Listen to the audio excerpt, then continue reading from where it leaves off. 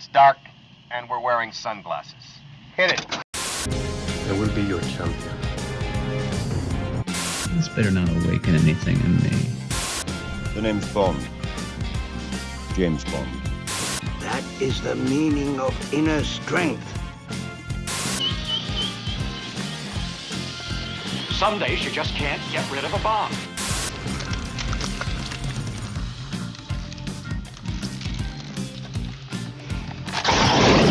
I'm responsible for my own happiness. I can't even be responsible for my own breakfast. We have Santa Claus. One does not simply walk into Mordor. Assemble. Welcome to Two for the Show, the movie review podcast from Nerd Here First. I'm Ryley Trahan, and as always, I am joined by my co-host, film critic for Nerd Here First, Deepak Chitnis. Hey, buddy, how you doing? I've been told I have long legs, and that makes this movie very difficult to talk about. This movie in so many ways, really close to home for both of us in a lot of specific ways. And so I loved your Letterboxd review. It was exactly what I hate when you do, but this time it worked. this time it really did work. Yeah. We'll talk about why my birthday was central to the plot of Longlegs in a little bit. But first, we're going to talk about stuff we've been watching recently that we've enjoyed, and a little bit about just our thoughts on spoilers in general. We'll talk about the Longlegs ad campaign and the mystery surrounding this movie and horror movies, I think, but film in general, just where we are on spoilers and what we think about them and how we interact with them personally. And then we'll wrap up with a proper discussion of Longlegs. But first, I want to remind everybody about other stuff that's going on the website, NIHF.com. If you head over there, you can catch Bruno and Sterling talking about different tabletop role-playing systems. Every 2 weeks, they put up an episode where they run through a new style of game. They talk about how it works. They run through the rules with you if you want to try and figure it out yourself. And it's fun because Sterling knows everything about all that stuff, and Bruno asks the questions that I want to ask. So they're really getting into some cool discussions over there. And then on the YouTube, alternating weeks, if you're into that, we're also playing some of those games. So right now we're playing Monster of the Week, and I'm playing as a wizard man who is kind of like a Terminator, and I'm about to fight Terminator man. Yeah, precisely. And I'm about to fight a very big worm. So add some Dune into that as well. There's so much IP here. It's like Ready Player One all over. Come check it out. It's called Put It on the Table. It's our real play game. I do that with Jack and Bruno and Sterling. And then I wanted to remind you that if you're listening to this, you can catch this on the YouTube as well. You can come see our shining faces every week as we bring it to you from rooms that are not the same room, but really look like they could be the same room. There's a little bit of. Yeah. I'm really into it, and you like wordlessly acknowledged it once to me, and then I caught it, and I've been obsessed with it ever since. Even the doors work perfectly. Maybe we are in the same room and we're just gaslighting you all. Let's get started with talking about the stuff we've been into recently. Deepak, I have a couple of things, so why don't you start us off with what you've caught in the last week that stood out to you? Yeah, so I've been catching up on some stuff that I missed from earlier in the year, and with some kind of pre-Prime Day sales, I was kind of taking a flyer on some things that I had my eye on for a while, but the one big one is something that Ryley, me, and Bruno talked about a couple months ago, and I'm just now catching up with. It's Civil War, the Alex Garland movie, which I finally got around to seeing. I'm not going to talk too much about. Hey, what brought you to watch that film, Deepak? Yeah, I picked a strange day to end up. So I ended up watching that, and then the very next day, also watched JFK all the way through. So I had a 1-2 punch with that in the last few days for reasons that I'm sure we're all aware that we don't need to get into on this particular show.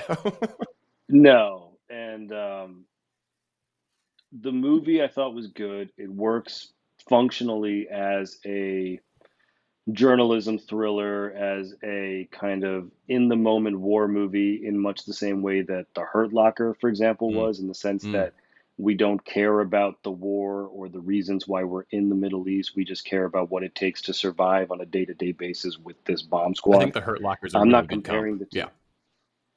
Yeah, and I'm not comparing the two in terms of quality or anything. Yeah, Hurt yeah. Locker is a better movie, and the reason is that it would be a better movie is I think Civil War kind of does make a mistake by not. I don't know that it needed to take a stance politically, but what it did need to do, which would have, of course, ruffled feathers, is that it needed to, I think, do a better job of defining the conflict, defining the players, and defining what the stakes are. We're told sort of nebulously there's Western forces, they're approaching DC, they're going to take the president, who is less a character than a MacGuffin, really. Right. And it's all fine as a sort of road trip movie that we go through, until we get to the inevitable conclusion with Offerman in the White House. And what a name, Offerman, to play the president, given the role that he has to play, which is just to be offed. But yeah, I liked it. I wish I liked it more. It felt to me almost like there could have been more bite to it, if not for the fact that it was A24's biggest budgeted movie and that they had a prime release date. And I wonder at some point if some edges got softened there, which may have led to Garland with his whole thing about how he doesn't want to make movies anymore and he's fallen out of love with the process and things like that. So some of that stuff is sort of outside the context of the movie itself. The movie itself, I think, is good. I didn't love it, but I did like it. And yeah, Civil War. It's a journalism movie, right? It's not about war in that way. It's the thing you get at with Hurt Locker, right? It's about sort of the numbing effect that it has and the voyeurism of sort of the acting out of it all, right? And sort of like what happens to you when you go through that. How can you sort of watch violence take place and what does it do to your psyche? I think that's much more what it's about than any kind of... And especially to see it happen on the home front. Yeah, right. A lot of that's stuff obviously we sent our boys part. off. Yeah. And then they come back. Now it's happening to everyone. Yeah. There's people in West Virginia who are displaced and they're in camps that are set up at high school football stadiums. And these are things that we see from footage in the Middle East or from Gaza or whatever it may be. Gaza is in the Middle East, but yeah, it's some of the imagery in there is pretty forceful. And I think I've heard some of the interviews with Garland, some of the podcast stuff that he did around the time the movie came out. And I understand not so much the movie he was trying to make, but the movie he was trying not to make. And it almost feels like the ethos of knowing what he did not want it to be fueled his decisions more than necessarily him knowing exactly what he did want it to. That's interesting. I didn't see much about that. What was he? He didn't want to make a movie that demonized either side and became an obvious political touch point for one side or the other. So it had to be. He talked. You and I both listen to Pod Save America and those guys, and he had an interview with one of them back at the time where I can't remember who he talked to, but talked about how he has friends on both sides. I have no idea. And these are we all fundamentally agree on 80-90% of the things. No, I'm sure it was just a network thing or something. Single issue voters and all that kind of stuff. So sorry, just go back to what you were saying because I want to keep going. Basically, it's a movie again that's not necessarily about one side being right or wrong. You were talking about how he had friends on like both sides of this sort of. He didn't want to like make it a political thing. What would the fallout be from that? Well, yeah, he wasn't trying to make it a thing about left versus right, or I guess it wasn't so much about who's right and who's wrong and who causes the conflict. It's not the reason for the conflict; it's the conflict itself, and what would happen if the country was in this exact situation. What would the fallout be of that? So I think that's what he was more interested in doing, and he apparently started writing it before January 6th. That's interesting, because it does have. Yeah. So I want to talk about the Plemons scene because. Yeah, that is if they had that Oscar scene, best scene of the year, whatever the Flash thing that they did a few years ago, I think this would be an easy candidate. It was so not a stand up and cheer moment, but Can you talk us through it, and then I have some stuff I want to talk to you about with it, but. Oh yeah, no, they're driving down the road, and then they're approached from behind by another van that turns out to be two of their colleagues from back in Boston, where was it Boston or Manhattan where the story they start in Boston begins, and because aren't one of them associated with Harvard or something? Yeah, it's either Boston or New York. They have to travel west to go. I think it's New York actually. They have to travel west towards Pittsburgh, go down south through like West Virginia and kind of actually your area, Ryley, and then end up in Charlottesville. From Charlottesville, hook a right and come into DC. So that's the route they're taking to avoid some hostile territory along the way down. 95 is hostile territory even in the best of times, but that's a separate conversation. So. Well, and of course, one of the big parts of it is that the army in rebellion, I suppose, is about to breach DC, and they are the Western forces. Yeah. Yes. So our hero journalists are trying to get to the president for like one final interview or picture or whatever before he is sort of taken off by the military. And it's a suicide mission, and everyone thinks they're crazy, but they're going to do it anyway. So anyway, the van is being driven by their two friends who happen to be Asian Americans. The girl Priscilla, Kaylee Spaney from the new Alien movie, she one of the Asian guys does something where between the vans he jumps across. So she wants to do the same thing. She jumps across. Their van suddenly cannot be seen anymore. It turns out that they've been stopped by some army militia guys. It's unclear. I'm assuming they're the side of the president. Yeah, I think that's how it's coded. Yeah, and they have found these two, and so Kirsten Dunst, a white woman, the gentleman whose name escapes me at the moment, but he's Tufir Hawat in Dune, and then Morrow, I can't remember the actor's name now, but he's Pablo Escobar in Narcos. So those are the three as far as ethnic makeup goes, plus their Asian friend that they just met up with approached the militia to try to negotiate the release of the Asian, the other Asian gentleman plus Kaylee Spaney. And it ends with Jesse Plemons as a sort of alt-right Proud Boy type, asking where each of them are from, and he doesn't like some of the answers because one is obviously Asian. He is shot sort of immediately, and then the other Asian gentleman responds that he is from Hong Kong, which is in China, so he is killed. The Pablo Escobar actor is in danger of being killed because he says he is from Florida as opposed to either Missouri or Colorado, which are considered, true American areas. Florida, I think he refers to as Central America. And as it looks like Escobar is about to be capped, the gentleman from Dune drives in with their car and runs over Jesse Plemons, is able to get everyone into the car, and they take off. The militiamen, it looks like they are dumping bodies. It's kind of, there's Holocaust imagery that they're, and I didn't take a close enough look, but I would imagine they're largely minority bodies. But Kaylee Spaney ends up tumbling into it briefly and spends some time in there, kind of horrified. And it's not a fun scene. No, it's by far the most personal that movie gets in terms of like, this is the level of violence we're talking about, right? And it's really interesting that. But I think that is what I think the central thesis of the movie is. Like, this is what it could be. The rest of the stuff is window dressing, but this is what it really could be. I think that is, and it's a horror movie. He is taking. I think Garland likes to dress it up like he is avoiding the politics of it by having Florida or whatever, Texas and California be in a coalition together. But I really think that the nature of the problem that he is trying to drive home is this idea that there are people in this country, and spoiler alert, they all identify with an extreme branch of the Republican Party, right? Who think that because of some factor of a person's life, whether it's their upbringing or where they're from or how they identify in some way, that it disqualifies them as being a person from this country, right? And that justifies any level of violence against them, whether it's any of the number of the terrible things we see in the headlines all the time, right? And I think that is this uniquely American problem, right? Like when you look at the world stage, like this kind of public violence about, shooting up a mosque or a synagogue, is a thing that we see here, and that's a way that he makes this military action a uniquely American thing, right? It is so much more impactful to see that than to see like the Washington Monument blow up, right? Like that's what an American war is usually like depicted as. But I think the Plemons scene really like drives home like the moral rot at the heart of the whole question. Yeah, it's wild. Yeah.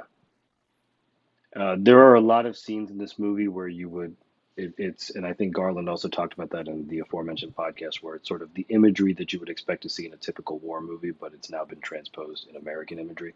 So you would see the presidential palace being blown up or infiltrated by American forces in some sort of liberating scene at the end of the movie, right? But here they're infiltrating our own White House. And there are things like that where you'll see movies like American Sniper or whatever, where they have to infiltrate some Iraqi family's home and they don't know if he's secretly working with the insurgents or is he not, and the tension of that. But now that's happening here at home, right? So the tension of not knowing exactly who your neighbor is and who you're talking to, that is what has been recreated in that scene.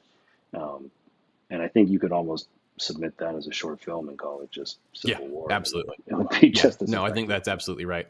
We're going to talk a little bit more about maybe that philosophy with Longlegs later. I watched Wild at Heart. Have you ever seen David Lynch's Wild at Heart? No, I'm aware of it, but I've not seen Okay, so this won't surprise you. I get a lot of Lynch memes in my Instagram feed. And one of them that I saw recently, I looked it up. It's on Letterboxd for anyone who's interested. Maybe we'll like it from our account so people can find it easily. But there are a series of lists that are all titled movies that spoilers will not help you understand. So I think that covers Lynch. Yeah. There are a lot of his movies in there. So that's something I want to seed for our conversation later on spoilers. But anyway, Wild at Heart is definitely in that meme format that I've seen. So I'm going to talk to you a little bit about this movie, but I don't think it'll spoil much of the film for you. Yeah, no, go ahead. So it's a love on the run story adapted from a novel. Yeah. Like a Bonnie and Clyde type of thing. Yeah, but kids in, the 50s, they're very 50s coded. I don't know if that's Lynch or the story. On the run, Bonnie and Clyde style, not really doing any crimes or whatever, but certainly like fleeing the disapproving mother of the bride and just driving out to the coast or whatever. Sure. Now here's the David Lynch of it all, right? That's I think where the source material ends. Right. Nick Cage is basically playing Elvis. Like more than Cage always like someone who thinks they're Elvis or actual Elvis? I mean, no, he's neither it's just like the Elvis is like he plays the part as if he's playing. Yeah. Elvis. He's just the Elvis is dialed up to 100, and that's clearly on purpose. Gotcha. Oh, I see. Right? Like, but he didn't go full Austin Butler, did he? No. It's actually a lot more fun than that. Okay. But like he has his snakeskin leather jacket that for him symbolizes the power of his individualism, right?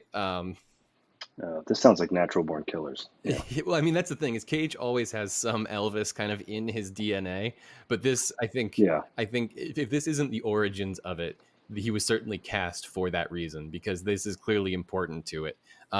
Laura Dern plays his girlfriend, and she keeps literalizing the Wizard of Oz. Yeah. So like throughout the film, they will talk about Wizard of Oz plot points, but then like when they're doing the signature David Lynch drive in a convertible through the desert at night, she looks out the passenger side window and she sees her mother on the broomstick in the getup, and it's like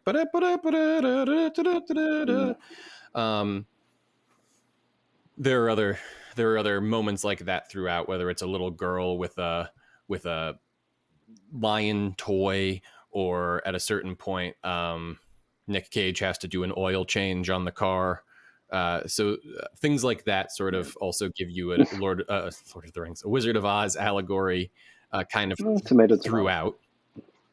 Yeah. Also,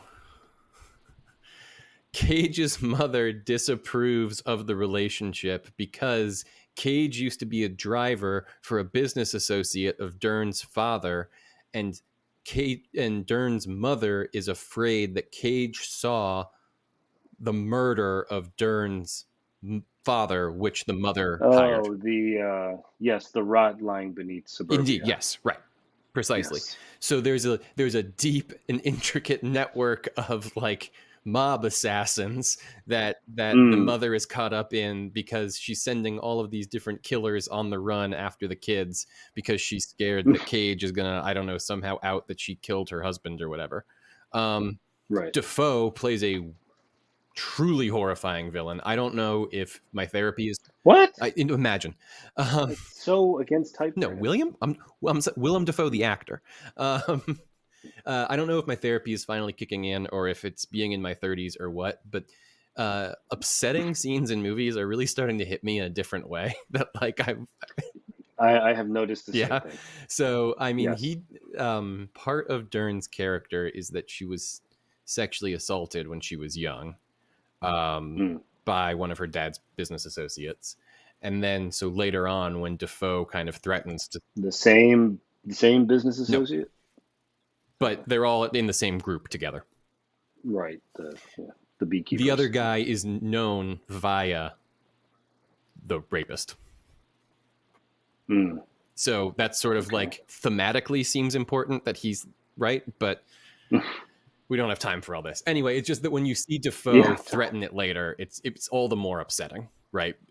Because you know her character's because history. you know the backstory. I am a Lynch completist, which I think will surprise no one that's ever heard us talk about this stuff. And a lot of his Blu-rays have really extended deleted scene stuff. Twin Peaks famously has the hidden missing pieces, which is basically a whole other movie of Fire Walk with Me stuff. There are some really great deleted scenes from Blue Velvet. The Inland Empire has 75 minutes of deleted scenes called This Also Happened. I watched all of it. I loved all of it. There is an unrated. So when sorry, sidebar. When he says this also happened, does that mean he considers those scenes to be canon and it just you didn't see them when you saw the movie, but they're over here if you want them? I think so, but to be honest with you, the structure of Inland Empire makes that a really complicated conversation. Okay. But yes, that's what I've always taken it to be, is that all this stuff also happened. The camera just wasn't pointed there at the time. Yeah. Okay. Fair enough. Very Malick. There's only one deleted scene on Wild at Heart, and it is an unrated version of the Defoe threatening to sexually assault Laura Dern. And I was like, I don't know that I need to watch that one. I think I'm good. I think that can be one I don't see. Oh, it's bad enough as is. Yeah. Oh, Jesus, it happened again.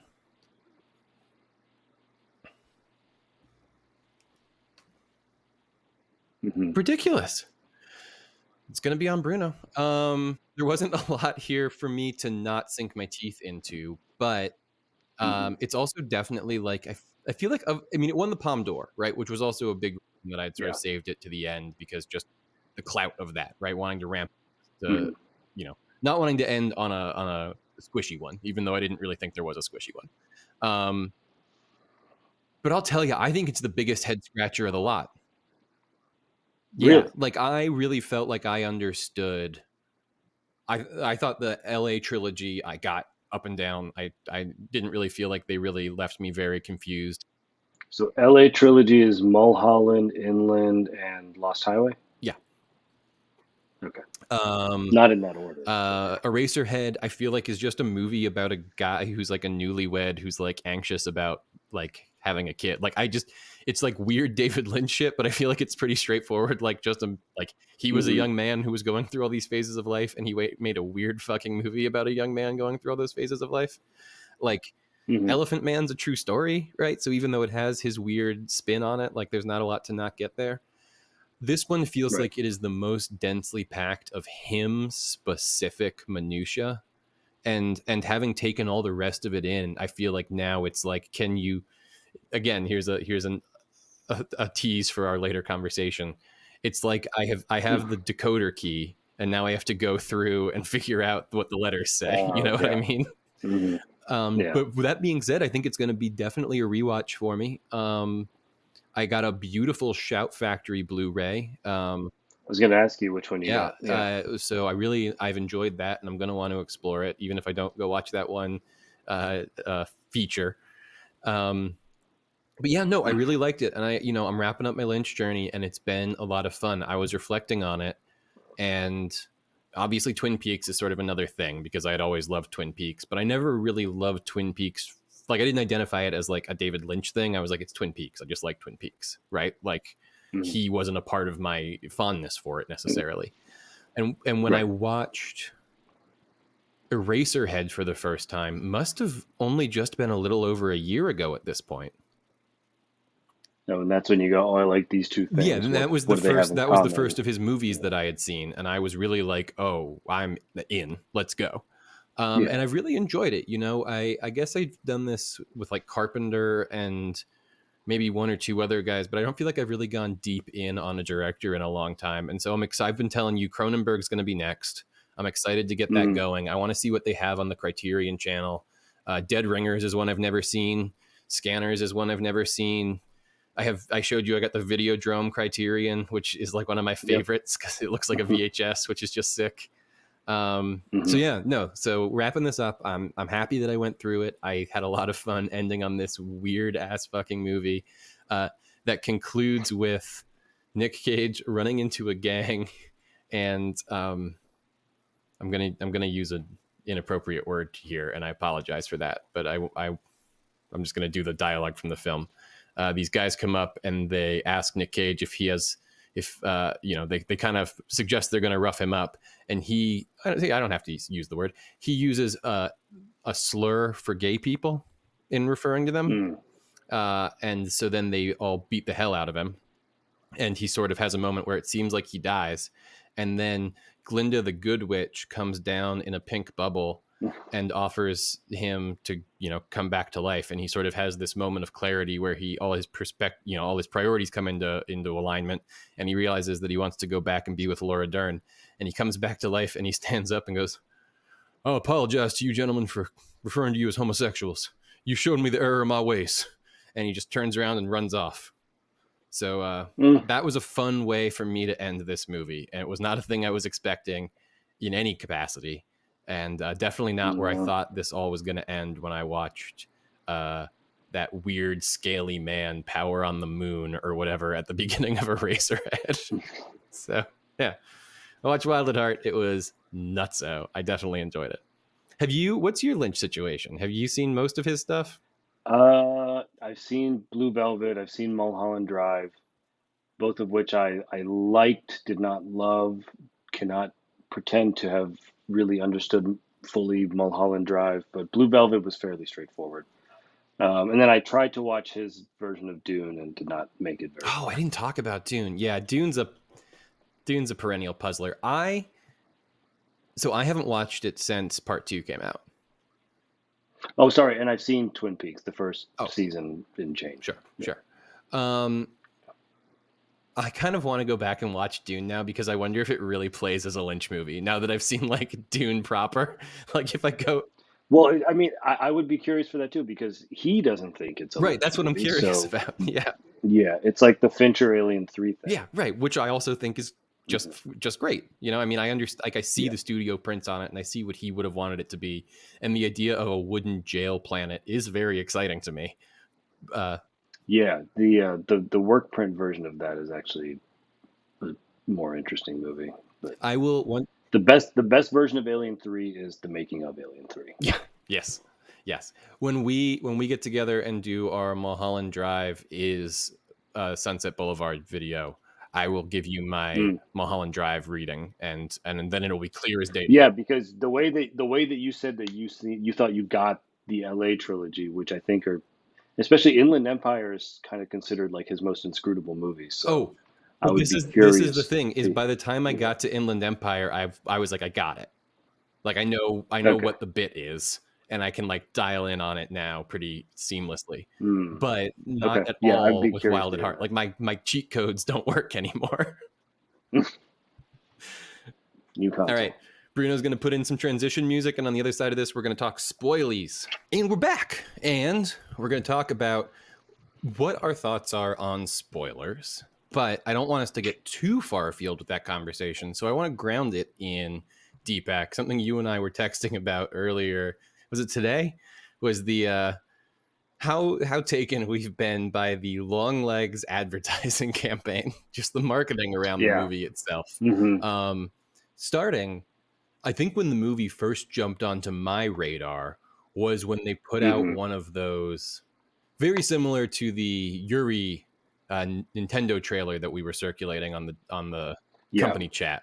One of those just like kind of slow sizzle atmosphere trailers that's just kind of like horrifying imagery that kind of got me excited for it originally, because we didn't even have the title on it, and people in the comments were like, oh, it's Longlegs, oh, finally Longlegs are getting something, and I didn't even know what the movie was about for the longest time. and I had Hmm. managed to miss the conversation around it so thoroughly. And again, going back to my Cage fandom, etc., that inspired by you, I sort of said, I'm going to try and just not see anything. I'm going to see if I can go in totally blind. It's no Avengers, right? It's not like trying to go into Right. Star Wars seeing nothing. I can probably avoid it. At a certain point, the algorithm dialed in. And so, like, I knew it was about a female FBI agent hunting a serial killer because I just kept getting Yeah. like the Oh, ad on the, everything. the the headlines on Google News will start to tell Yeah, you. so like I couldn't Yeah. I had seen the first 5 seconds of the trailer because I didn't know what it was, and then from that point on I had seen the first 5 seconds of the trailer. But really, other than that, I had basically nothing. To the point that Yeah. I wanted to tell you about this on air to just get your reaction. When I was at the Alamo, the pre-roll Hmm. ended with the music video to Bang the Gong. Yeah. And it slowly turned red over the course of the whole video and had Mm. some of his code message written Hmm. across it. And I sort of like was able to context clues say, oh, this is like how he writes his notes or whatever. But I had even missed that. So I was really, Yeah. I knew as little as possible. I had not seen any imagery of Cage. I don't know if it was available before, but I didn't know what he looked like at all. I think they had intentionally hidden Kept it that. quiet. Hmm. So I didn't know that he was in it and for a while Okay. either until maybe 2 weeks before. Well, the so movie here, came so out. this is a perfect. Okay, so that's why we're talking about spoilers in relation to Mhm. Longlegs. Let me get your sort of thesis on, because I said I was inspired by you. So now, let me now sit back, take Yeah. a break from talking, and let you sort of talk about what your thoughts on it all are. Thoughts on exactly what the marketing campaign? Yeah, the Longlegs marketing campaign specifically, in Yeah. general, what your kind of a philosophy with dealing with movie ads are. Just we can get into it now Oh, more no, no. broadly. My whole thing with trailers is the whole point of a trailer is that it's supposed to sell you something. It's a marketing device, right? And for me and Longlegs, it was very organic because I went to see something a few months ago. It must have either been Monkey Man or Furiosa based on the timeline and what I've seen in theaters. And this trailer for some crazy, creepy looking movie comes up with, and I can recognize that it's the girl from It Lives or what the movie It Follows, and it's some whatever it's called, Long Legs. But never, it's flashy, creepy images, and every year we get one of these indie horror movies that kind of catches wind and becomes like Talk to Me last year or whatever. It just kind of catches a wave and rise. So I thought, okay, this is this year's Saint Maud or whatever, right? Then, like you're saying, the algorithm catches up, and I start realizing, oh, it's a serial killer movie. I remember telling you, like, yo, the trailer's dog shit then because I got none of that from it, right? I got that it was some creepy movie, but then it's, oh, Nick Cage is in it. He's playing the serial killer. They're keeping him back. Then a few days ago, they released some video that her heart rate went up to like 170 beats per minute when she was about to meet Nicolas Cage for that like one-on-one scene where they interrogate. And so they've done this kind of viral marketing thing that almost at times kind of reminds me of like how they marketed The Dark Knight back in 2007, 2008, in part because they didn't know how to market The Dark Knight because of what happened with Heath Ledger, and they did not want to seem exploitative, so they kind of just kept everything very Right. secretive. We didn't really see the Joker before that movie came out. We don't see anything from the third act of Dark Knight in the trailers. Yeah. Other than here we go, nothing, because they just kept so much of it, and it worked, right? So I think what they did, especially for A24 here, is, or sorry, Neon here, is that they built up kind of hype around the unknown, and it's the unknown of Cage, it's the unknown of what Longlegs means, it's the unknown of the fact that the way that the movie is shot, you can't really even see much of anything, but it's in a good way. It's not in like a Game of Thrones kind of way.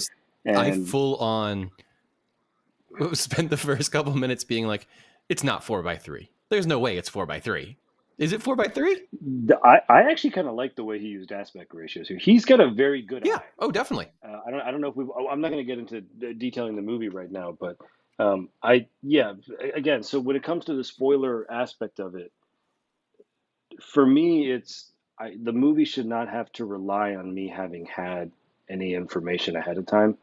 There are kind of caveats that you can make with things like Star Wars or Avengers or whatever. Oh, you need to have seen this post-credit scene or whatever. Fine, bullshit. But for something like this, like let me take it as is. But the trailer did its job. It actually was, in a lot of ways, in retrospect, the perfect trailer in that it sold me that this is something of interest without telling me exactly what it is. And then when we talk about the movie, I can we'll get more into it. Sort of why.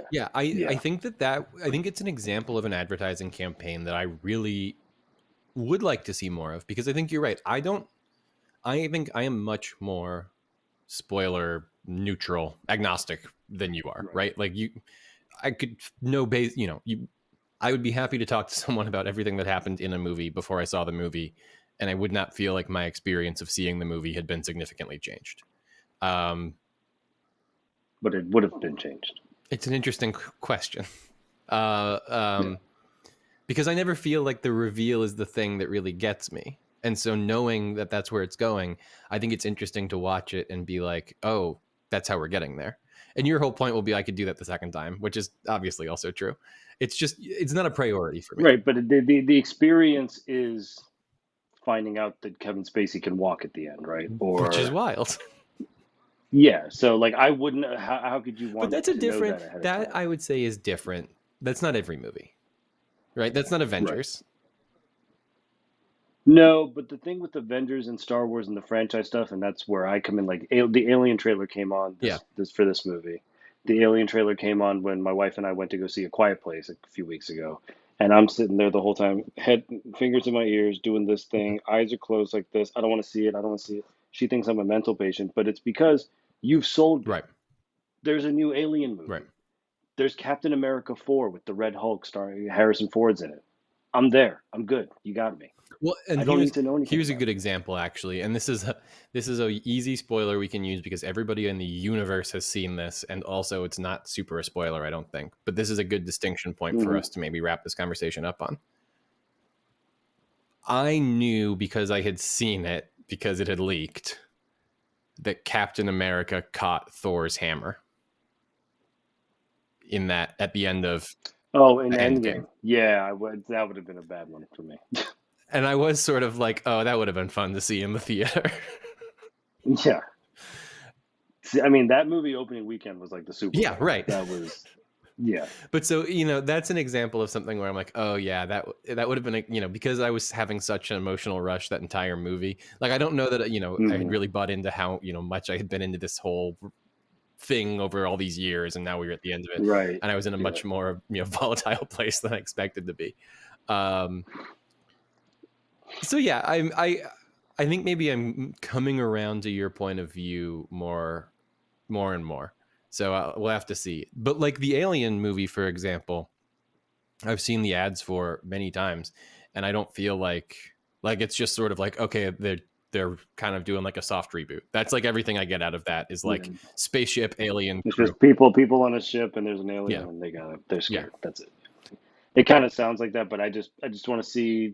I just from like checking to see if the trailer was over, I inadvertently saw a few frames of something that looks seismic. Yeah. Like some enormous explosion of an entire space station is happening. Oh, sure. Yeah. Something like that. It was just like, I don't want to know what's happening. It occurred to me that I texted you this and you had been trying to avoid this. So I hope I didn't ruin it for you. But I think the coolest thing in the Alien trailer is that the tagline is, "In space, no one can hear you scream."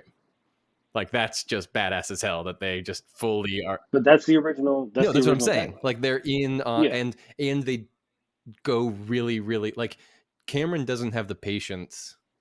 You'll hear Dave and I talk about this on our Alien episode. I've already recorded that interview, and it was a lot of fun. So that's coming out in a couple of weeks when we talk Alien Romulus. So I want to plug that now because I had a great time talking about big IPs with New York Times best-selling author Dave Gonzalez, which I called him on camera, and I think I made him blush a little bit. But I don't actually think I did, but I would like to hope maybe in his soul he did. Anyway, my point is Cameron wasn't patient enough in Aliens to like go as slow as he's making a different kind of movie. No, I agree, but like, so the title reveal, like Ridley takes so fucking long to reveal the word alien. Oh, That's what I'm yeah. saying. And Cameron like zips through it because he's like, this isn't what we're doing. No, he doesn't. Uh, No, he doesn't. oh yeah, you can stopwatch Do you it. remember the credits for Alien? It's way faster. Yeah, but it still takes the whole credits. You know, like the word aliens is coming into focus. But it as just he the names goes are much coming up. quicker with it than Oh, okay. Yeah. But it felt to me watching the Alien Romulus reveal that they also were like, we are going to be as slow as shit about this. So I, again, didn't have my stopwatch ready, but it felt like between that and the tagline that they were really like, we are going back to basics, which I would be pretty excited about. Yeah, that's fine. It's Alien. I'm just tagging on. Yeah, I'll be there. We'll be there. All right. When we get back. No, that works. Yeah, Longlegs. Ugh. We just had our lead in about spoilers, and I want to be really clear with everybody. This is going to contain a lot of spoilers for the horror film Longlegs, starring Nicolas Cage and directed by Oz Perkins. If you do not want to hear us talk about the plot of that movie, this is your opportunity to gracefully exit the show. It will be here when you're ready to hear us talk about it. Please don't be mean to us in the comments. We'll talk about it when you're ready to talk about it. Right. We'll be here when you're ready. Deepak, can you run us through the plot of Longlegs? Just high level? Yeah. So the movie takes place in the mid-90s. As of the mid-90s, for 20 to 30 years, there have been a string of murders in the Pacific Northwest that have been orchestrated by someone who only goes by the name of Longlegs. What happens is that the father ends up massacring the family, killing himself. But there's never any evidence that this man, Longlegs, ever enters the home. Every time afterwards, they find a note from him that has a kind of coded zodiac symbol style sort of a letter in there. And the FBI is stumped until Micah Monroe's new FBI agent, the kind of faux Clarice Starling, I guess, through an unfortunate tragedy on her first day on the job, is discovered to potentially have psychic abilities. And that the FBI wants to tap into in order to help solve the Longlegs case. And she is able to determine that the Longlegs family victims all had daughters who were born on the 14th of a given month, and that all of the murders either happened plus minus 3 they or were 4 all days in of that symmetrical murder. proximity to the 14th. When drawn out on a calendar, they form an upside-down triangle, which is a satanic symbol. She's then able to put together that Longlegs is a devil worshiper who is somehow doing this through some infused black magic via a metal orb that they're able to recover from a doll that they find buried beneath one of the crime scenes. These dolls may have some significance to the girls that were murdered. In the midst of all this, Micah Monroe has a mother. Her mother is a former nurse who kind of lives in a state of mild catatonia in their old family home. She is the D girl from the Sopranos episode with Jon Favreau, in case anyone remembers that, which is a crazy pull. And it turns out through a series of events that Micah Monroe is able to determine that Longlegs is a gentleman by the name of Cratton. I can't that's remember. about right. It's something with a C. And that he was a doll maker of some kind, and he's a kind of local weirdo. He's arrested by the FBI. She goes in to interrogate him. He tells her that, or basically confirms her suspicion that he had an accomplice that would somehow sneak into the houses to commit the crime, so that Longlegs was not the one actually committing the crimes. And without getting him to confess, because there's no forensic evidence, they can't tie him to the crimes. So he never confesses. He speaks in vagaries that no one understands, except, of course, she somehow he kind does of understands some standard Joker stuff.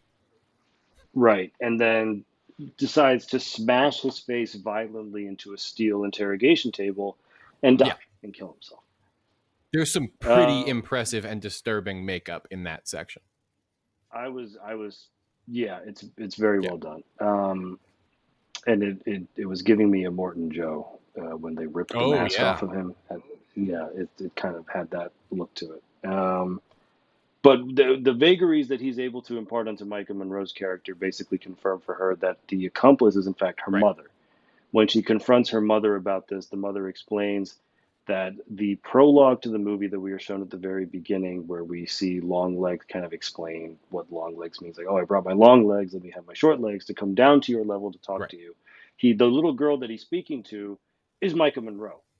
When he came back later to actually, work his plan to possess her with some magic or kill her or God, what you don't even want to think about what else it may have been. The mother struck a deal with Longlegs to spare Micah Monroe's life in exchange for effectively being the accomplice, being the person who, because she was a nurse and because she worked at the church bake sale, she was someone who the community completely trusted. She was able to go into these homes with these dolls that had these satanic orbs inside them that would whisper things to the father, drive the father crazy, get him to become an axe murderer, kill the wife, kill the daughter, kill himself. She has, now that Longlegs is dead, she destroys the orb that controls Micah Monroe. And there's one more sacrifice that is needed to complete the diagram of the triangle, which is unfortunately the daughter of Micah Monroe's boss, Blair Underwood. Blair Underwood, Micah Monroe is able to race to this house and get there in time, unfortunately to see her mother there already with the doll that has kind of already had an effect on Blair Underwood's daughter. Blair Underwood kills his wife. He is about to kill the daughter. Micah Monroe kills him. The mother tries to kill the daughter. Micah Monroe kills her mother. She wants to destroy the doll to free this young girl from the possession of it, and she's out of bullets, and the movie ends. Yeah. I think I got more than high level. No, that's good. That's comprehensive. That's the movie.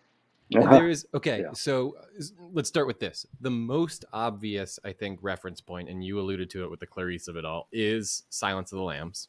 It has some pretty potent Silence of the Lambs coming off of it in the Clarice Starling of it all, and sort of in the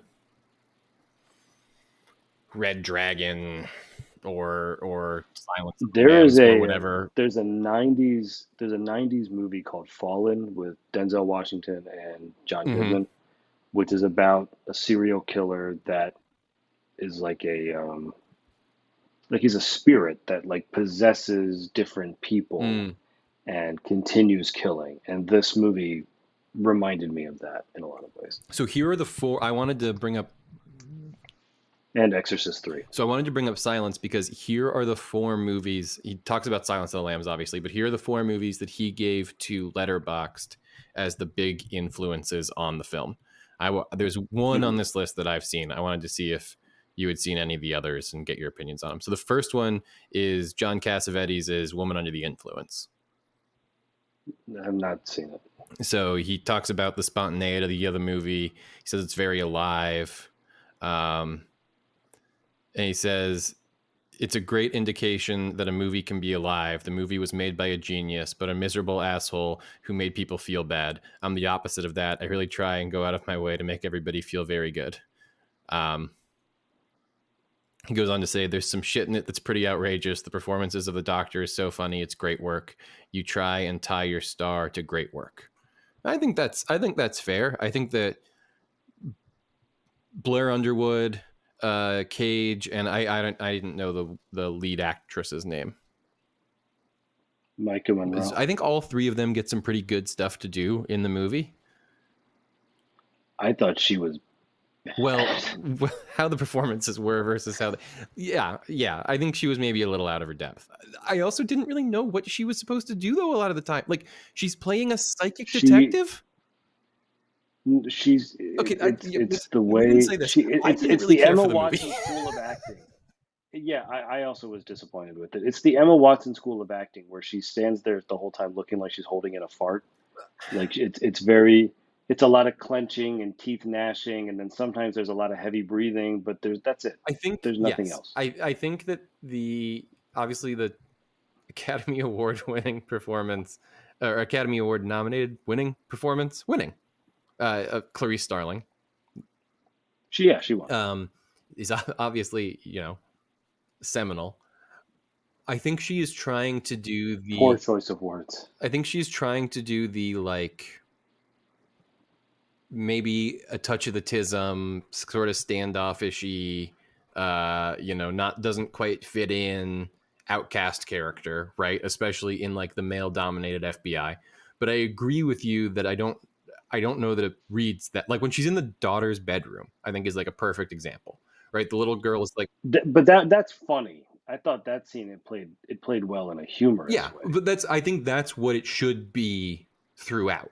Is that just she feels uncomfortable, but I agree with you. It doesn't that. The scene, the shot that I see used in a lot of the marketing is her looking out that window. Oh, this thing, yeah. And that's I think when it wasn't as profoundly deployed. Right. Yeah.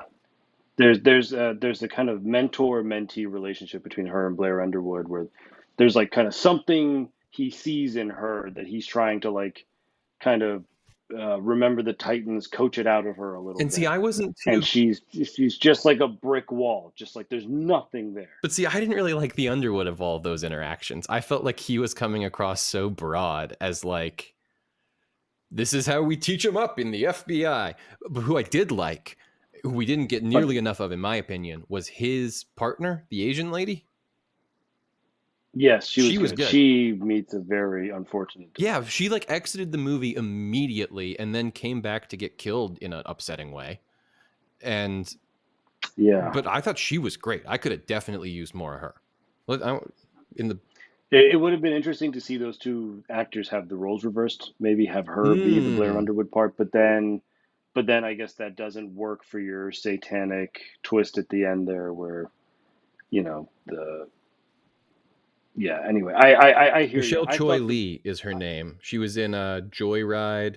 Oh, she was in that Death Note movie you guys made me watch.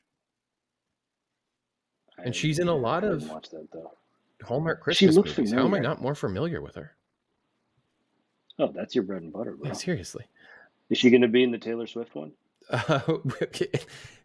Very presumptuous of you to call it the Taylor Swift one at this point of development. Yeah, come on. The next one, that he compares, that he said was a big inspiration for him, was Gus Van Sant's My Own Private Idaho, which is a movie I have seen. Yeah, these are both movies I'm well aware of, both Criterions, but have not seen them. So he says that just in talking about My Own Private Idaho, he says you have a relationship with your director of photography where that person is going to be making the picture. You meet people 10 weeks before you work with them, so you try and find common ground. And a lot of these guys, especially the ones whose tastes are really great, the range of what they think looks good is pretty limited. They don't hand out a lot of congratulations. They like very few things, and everything else is bullshit. And I really appreciate that. So I guess they both like how My Own Private Idaho looks. So it has a lived-in textural loneliness to it, and also beauty and sex and such great performances and the Pacific Northwest to be kind of obvious about it. Yeah. So that okay. I don't know that that's how he necessarily shot it. I thought it looked good. I thought that the visual it did look good, but the aesthetic that he described liking in My Own Private Idaho does not match what I would have thought. What I would have described the aesthetic of Longlegs as. It definitely, when I think of My Own Private Idaho, I think of those very open, wide shots of them walking down the highways and stuff. And I do feel textured and lived in, the vibe of what the movie wanted to be shown through really clearly through the production design, through the cinematography, through the art direction. I got where we were going, and I understood emotionally the chord it wanted to hit. I just didn't know if the script carried it. But in terms of what I was seeing on the screen, I thought it was shot really nicely. The narrative is the weakest part of the movie. Yeah, the movie looks great. He's fantastic when it comes to the framing and the image of it. And I really wanted to praise the movie for doing something that a lot of movies are unable to do, which is to be set in the past, specifically the 80s or 90s, and not be constantly about how it is set. Yeah, right. They throw a picture of Bill Clinton on the FBI wall. Exactly. And then you can tell from like even before that, just from the cars that they had when she and the her partner at the beginning go to survey the houses or canvass the houses before Yeah. he gets killed. Just from the kinds of Yeah. cars on the road, you go, oh, we're not today. No, yeah. Automatic. Yeah, and they do a very, very good job. Can I hit you with a total sidebar of a movie I saw recently that had this and a funny outcome of it? Mm-hmm. What's up? I watched and really gushed over. I keep talking about as often as I can. I saw the TV Glow, and the opening scene of that movie. There's like a pre-credit kind of tone setter, but then the first real significant scene of the movie is the main character as a young person going into the voting booth with mom to vote, and it's the whole film set in the 90s, so it's like the second Clinton election, I think. But it's the second Clinton election, so there's like knobs you have to punch and stuff, right? Oh yeah. And I've been on the Reddit for that movie quite a bit, and a lot of it, I think that movie is really finding purchase with a lot of like Zoomers and even like Gen Alpha like folks, right? It's definitely aimed towards a younger audience, and so at one point there was a whole Reddit thread that I was unfortunately privy to that were these kids trying to figure out what was happening in the opening scene of the movie because they didn't know that's what voting used to look like. I was like, oh no, I'm ancient, my bones are turning to dust. Hanging Chad. That's all. Seriously. Yeah. All right. Yeah. So the third one was Ronaldo and Clara, which is directed by Bob Dylan. I've never heard of that. He talks about Bob. He said, Bob Dylan for me is the greatest artist in any job, any form, medium, genre, whatever. And he says Ronaldo and Clara is the most abstracted version of Dylan at his most abstract. He goes on to say anybody can say Seven. I'm not going to sit here and say Seven. I'm not going to put a Brad Pitt movie on my list, as perfect as Brad Pitt is. So that's fair. I do think he's going for weirdness in the movie, right? Like you talked about, like the devil spheres and her weird sort of passive telepathy, and how the FBI is low key maybe doing. Yeah, they give her like the Blade Runner test, like cells upon cells upon cells, interlinked. That's God. I was trying to think of interlinked the other day. I couldn't think of what. And like every once in a while, it just throws to like red imagery of snakes writhing and like boiling ink and stuff. So there is definitely a sort of wild tonal thing going on there, right? I mean, again, I feel like the ideas are there, the vibes are there. It's just in the execution that it sort of doesn't take hold. No, I mean, it's really just that the story doesn't make doesn't really make sense and doesn't seem to really hold up. And it almost has that, not to the extent of Hereditary, but we talked about this recently, the sort of like law enforcement and horror merger that doesn't always work, because it's like this girl on her first case became traumatized by her partner's death, and we're going to throw her right back on the same case that she also apparently has some long-standing ties to that we suspect and we don't really know. And then it turns out that Longlegs was living in her family home basement for like the last 20, 30 years. That's the craziest thing, when they reveal that his like lair is the basement of her house. And then they explain it away by like, oh, the orb would make the child not see certain things and not be able to know certain things. Satanism. And you're like, but the FBI doesn't fucking know that. They're going to know that he was living in her childhood basement and that her mother was the one actually committing the crimes, and she's in frequent touch with her mother, calling every week. But see, this is like, whatever. This doesn't matter. It's not the movie that was being You can pull that string all the way until there's no more sweater, right? And it doesn't matter. That's the thing. Like, it is the logic behind it, I think, is that it is a series of moments that are very compelling, that are not necessarily stitched together by any substance, right? Like about halfway through the movie, when we find the first doll, right? There's this one girl who wasn't killed like all the others. And yeah, the daughter from Mad Men. Right. Yeah. And we go and we find a doll of her in her parents' farmhouse or whatever. And you can go to town on that. How did they not find that 30 years ago when the murder happened, et cetera, et cetera, et cetera, et cetera.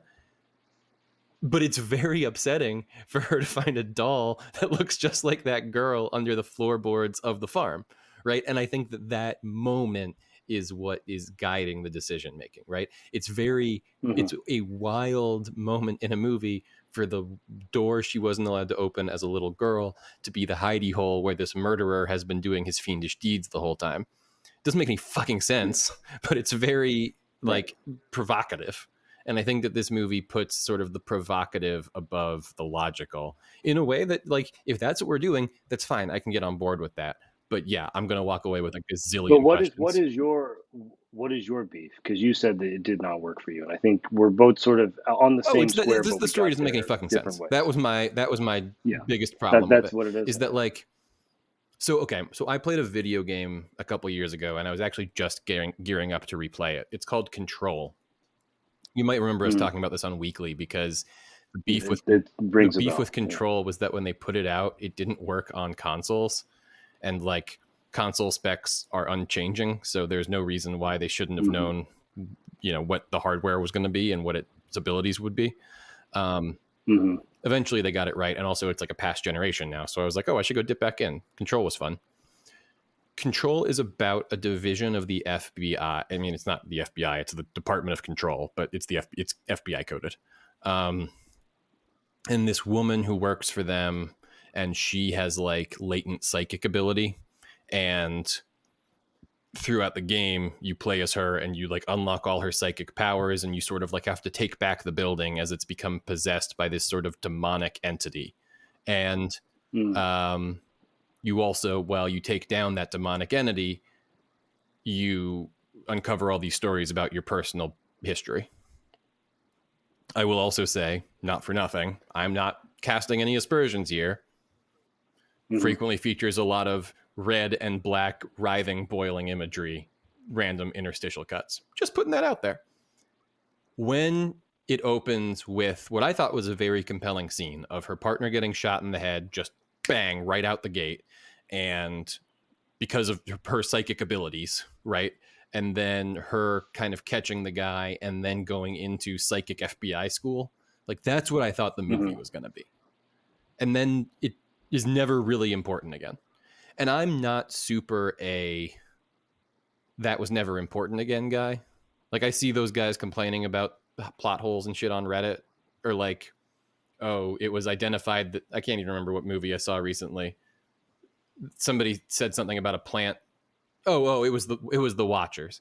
At some point in the Watchers, they're walking through the forest, and they're just talking about like what local flora and fauna is and isn't edible, and it's just filler dialogue until they get what the scene's actually about.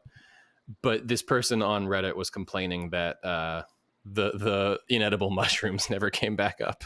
And I don't usually try and be that person, right? I'm not usually trying to hold the script to like fulfilling every single promise it makes. No, but I think main character seems like it should come up again. Yeah, and then I guess the point of it is that we find out that she was imbued with these psychic abilities from that orb. But again, like you're saying, it's never really clear as to what was to be gained from that. Like, the psychic ability was given to her so that she would be better equipped to find the guy who gave her the psychic abilities. Like, does it matter? I don't know. But also on the orbs. I don't know that the director or the writer Perkins really thought it through either. I think, like you're saying, it's just about, wouldn't this be a cool moment? There's a sequence where she, again, I think he wants, and this is maybe where I push back a little bit on him objecting to putting 7 on his list, despite this being very influenced by 7. There's clearly a sequence where he wants this to have a 7 vibe, and so she gets all her books out, and she's going to do some book mystery solving, right? Which is a la Morgan Freeman in 7 when he goes to the library. That would have been a great place in the movie for someone to explain to me about satanic chrome orbs, because that was not part of my mental vocabulary about Satanism. I didn't know about the magic mind control orbs. And it was a little hard for me to check in with them at the end of the movie when suddenly the whole plot was really hinging on the chromatic satanic mind control orbs that I had never heard of before. And I thought maybe when she had the books out would be a good opportunity for her to like call up Underwood and be like, hey, I'm finding out about these magic orbs that I think might be a part of our case. It just like the stuff would jump out and suddenly be important. And honestly, that's kind of what Longlegs himself does, is like halfway through the movie, she finds him. She's like, we got you. And then he goes and does his Joker shit and he slams his face into the table and then he's out of the movie. And then like, I feel like that's sort of emblematic of all the cool stuff in this movie. Is it like shows up for a scene and then smashes its head into a table and dies.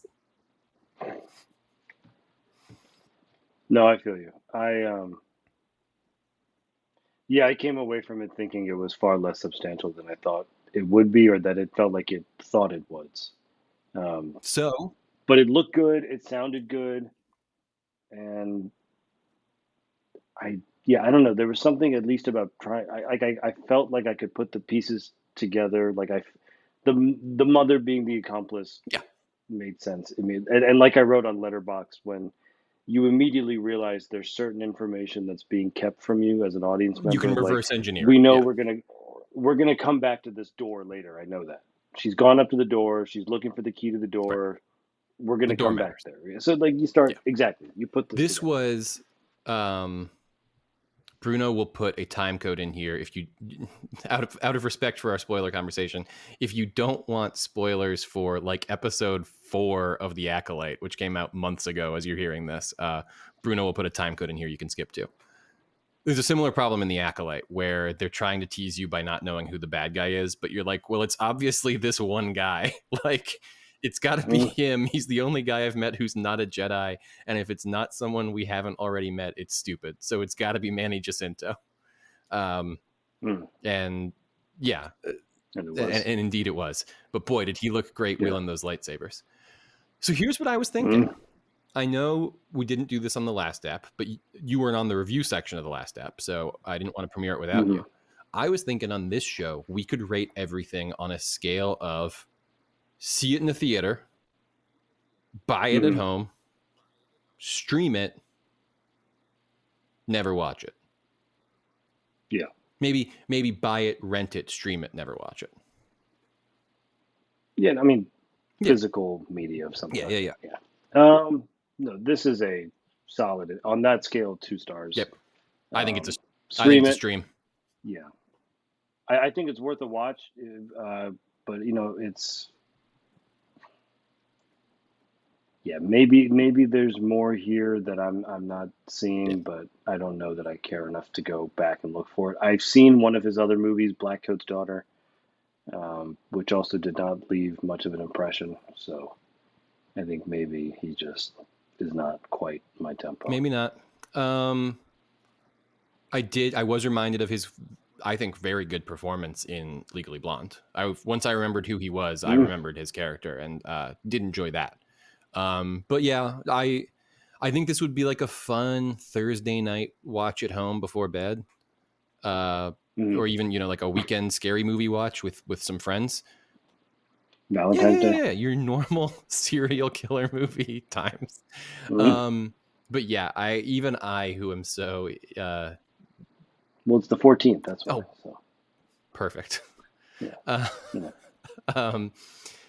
Well, actually, now I might have to watch it on Valentine's Day. But other than that, even I, who am so zealous about the theatrical experience, have to kind of say, yeah, maybe you stream this one. I think that's probably acceptable. Cool. We did it. We reviewed Longlegs. We talked about stuff. We gave you some other stuff to check out. So this has been 2 for the show. Thanks so much for listening. We want to remind you that you can catch it on YouTube as well. And if you like the stuff we do, you can head over to nihf.com where you can subscribe so you won't miss anything we do. We're going to start sending out, instead of regular emails every time something publishes, starting very soon. Actually, by the time you hear this, it might already be happening. We're going to be doing a weekly digest email with just here's a summary of everything that came out, whoomp, right to your inbox. And we're branding that, this, Nerd It Here Weekly. So until next time, don't forget to tune in next week to hear.